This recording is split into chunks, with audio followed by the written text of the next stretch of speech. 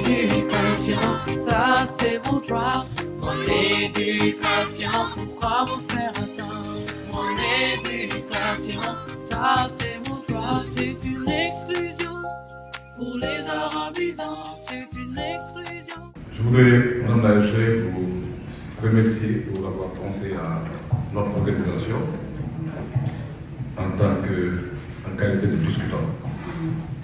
Donc, remercier la HG, tous les managers du système éducatif, les directeurs qui sont ici présents, vos collaborateurs et techniciens avec qui nous nous interagissons régulièrement.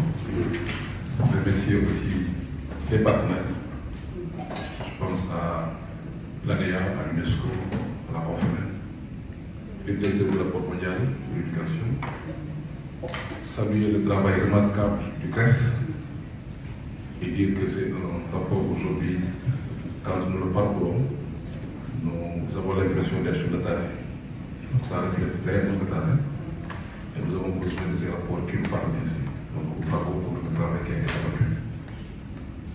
Oui, nous le savons, nous devons continuer nous tous à être solidaires pour placer l'éducation au cœur des politiques publiques.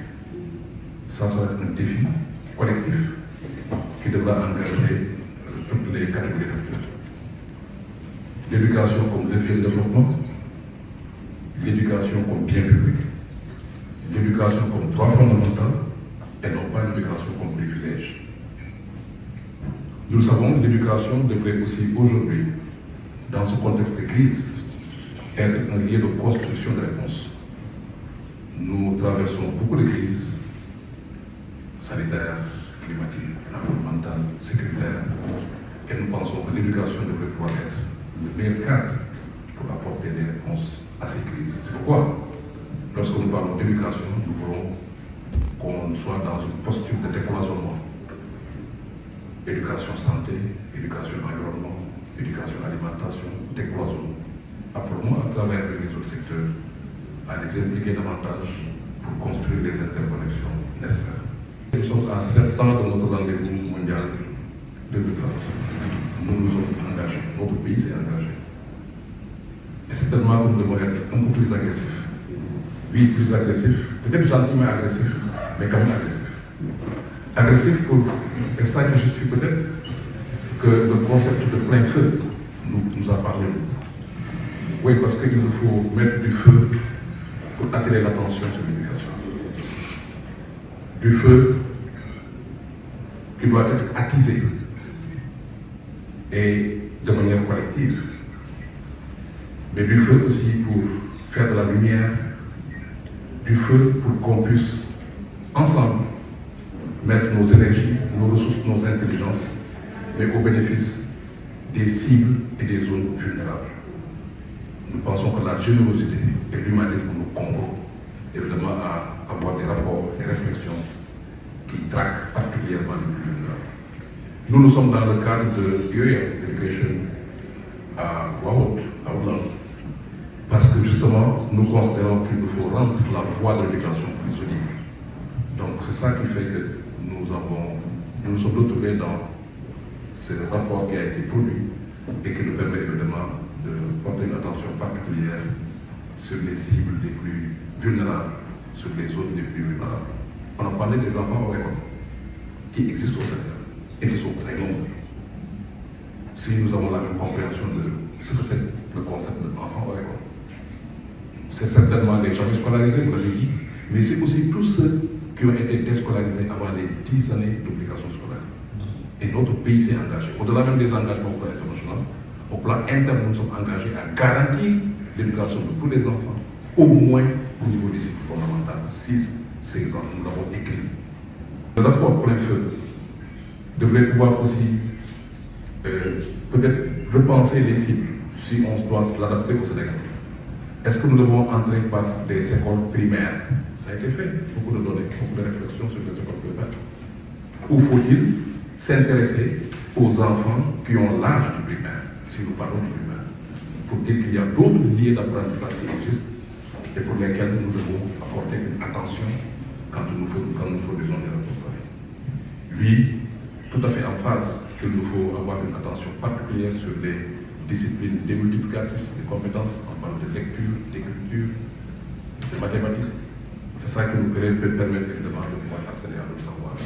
Nous pensons que les résultats qui ont été sortis, si nous les analysons autour de 5 grands aspects, c'est déjà la question de l'intrant principal de l'éducation. On est tous d'accord que l'intrant principal demeure l'enseignant. Nous réjouissons de voir évidemment qu'il y a la problématique de la qualification des enseignants qui est posée dans ce rapport. Mais ensuite, la dimension déficit, comment combler le déficit en qualité. Parce que, nous l'avons dit, notre raison d'être, c'est de traquer particulièrement les plus vulnérables. Les plus vulnérables ont besoin d'un enseignement rapproché. On ait la possibilité de tenir la main de chaque enfant. La question de la quantité, en parlant d'enseignants, c'est aussi une question qu'il faut certainement adresser. C'est ça qui pourrait nous permettre d'avoir ces effectifs maîtrisés, nous pouvons suivre rapprocher. Parler de l'enseignant, c'est aussi, certainement, on l'a ressorti dans le rapport, c'est nous intéresser au référentiel de formation. Qu'est-ce que nous enseignons à nos enseignants aujourd'hui, où nous sommes à l'ère du numérique, aujourd'hui, où nous avons besoin d'autres compétences, parce que nous devons avoir des Sénégalais et des Sénégalais qui soient plus critiques, qui fassent preuve d'esprit de créativité, qui soient capables de s'adapter, parce que le monde va très vite. Il y a souvent de nouvelles crises qui nous assaillent et nous devons pouvoir être résilients et rester debout. La Covid nous a parlé, mais nous, en tant que société civile, nous disons dans le Niger que nous avons l'impression que nous n'avons pas bien entendu écouter la Covid. Nous avions pensé qu'après la Covid, on verrait des mouvements dans les classes, dans les écoles, pour les mettre en ordre, en termes de disponibilité, en termes de toilettes fonctionnelles, en termes de sécurisation. Mais sur ce plan, nous avons constaté, par contre, que les efforts de financement ont plus été ressentis au niveau du fonctionnement que de l'investissement. Or, si nous avons bien compris la Covid, nous aurions davantage investi sur l'investissement. Donc ça, pour nous aussi, c'est un aspect qui est essentiel, lié à l'environnement physique des apprentissages. L'environnement pédagogique, nous l'avons dit, qui nous invite à repenser les finalités. Ça a été dit ici dans le livre. À repenser les stratégies, on ne peut plus enseigner de la même façon. À repenser les méthodes, à repenser les contenus. Heureusement que le ministère semble être dans une posture de réforme. Parce qu'il y a aujourd'hui des commandes venant des citoyens sur les éléments de contenu et sur la gouvernance. Les éléments, l'environnement pédagogique nous invite à replacer les langues nationales au cœur du système. Vous l'avez dit, il y a des efforts qui sont faits, mais nous pensons qu'il faut davantage accélérer. Et notre contribution à ce niveau, c'est de vous pousser à accélérer. Chacun doit être dans son rôle.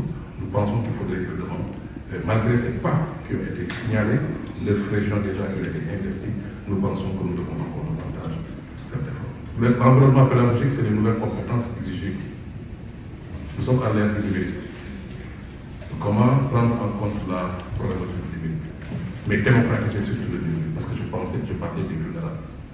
Il ne faut pas qu'on soit dans un numérique qui creuse davantage les distances entre riches et pauvres, les distances entre rural et urbain. Il faut qu'on soit dans un numérique qui soit généreux, qui soit démocratique. Nouvelle compétence, c'est aussi apprendre autrement, apprendre à apprendre, comment autonomiser nos enfants. Apprendre à entreprendre,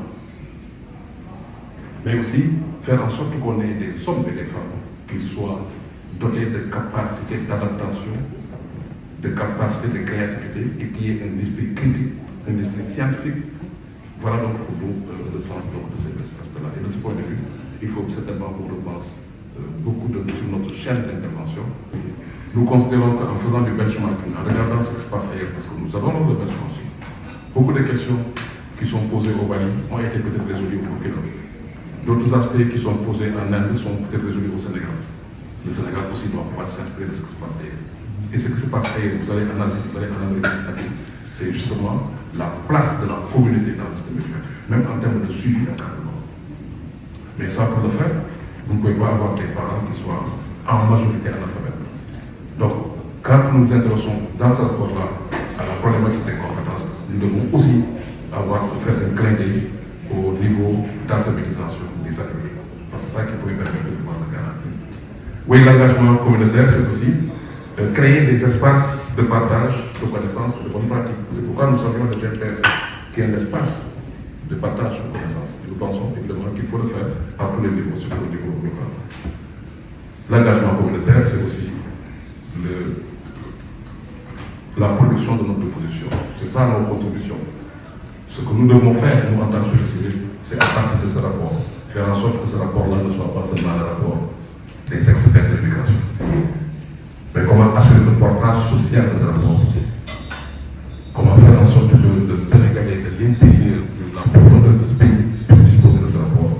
Comment communiquer autrement sur ce rapport pour en faire la propriété du Sénégalais et que chacun puisse se positionner par rapport à ses responsabilités, parce que chaque fois qu'il y a un défi, ce défi va interpeller chacun d'entre nous et chacun va avoir une contribution particulière pour chaque défi.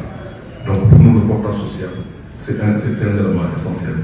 Et à ce niveau, ce que nous pouvons faire en termes d'engagement, c'est des notes de suivi de position régulières, c'est des rapports alternatifs qui vont surveiller chaque recommandation et qui seront partagés avec vous.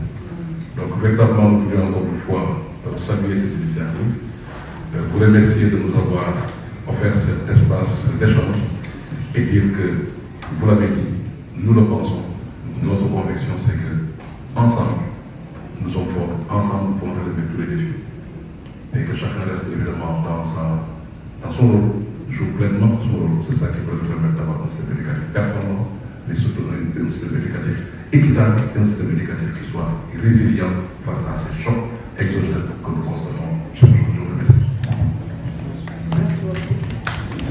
Mon éducation, pourquoi me faire attendre?